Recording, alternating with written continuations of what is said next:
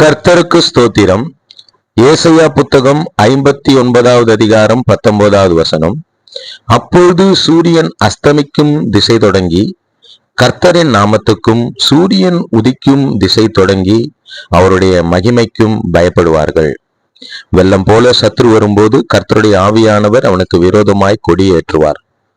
என கருமையானவர்களே, இந்த வாக்குத்தத்தம் உள்ள வார்த்தை இயேசு கிறிஸ்துவின் நாமத்துல அப்படியே நிறைவேறுவதாக.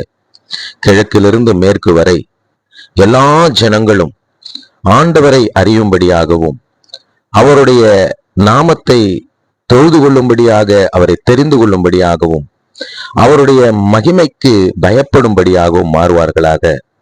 சத்துருவானவன் வெள்ளம் போல எழும்பி வருகிற சூழ்நிலையில கர்த்தருடைய ஆவியானவர் அவனுக்கு விரோதமாக கொடியேற்றுவாராக. இந்த வார்த்தையின் அடிப்படையில நாம் செபிக்கலாம். தகப்பனே, ஏசாயா புத்தகம் 59வது அதிகாரம் 19வது வசனத்தின் அடிப்படையில செபிக்கிறோம். தகப்பனே, சூரியன் உதிக்கும் திசை தொடங்கி அது அஸ்தமிக்கும் திசை வரைக்கும் உள்ள எல்லா ஜனங்களும் உம்முடைய நாமத்தை அறிந்து கொள்ளவும் உம்முடைய மகிமைக்கு பயப்படும்படியாகவும் நான் செபிக்கிறேன். ஆண்டவரே, உம்முடைய பிள்ளைகளுக்கு எதிராக சத்ருவானவன் வெள்ளம் போல வரும்பொழுது ஆவியானவர் அவனுக்கு விரோதமாக கொடியேற்றி உம்முடைய பிள்ளைகளுக்கு ஜெயத்தை தரும்படியாக நான் மன்றாடுகிறேன்.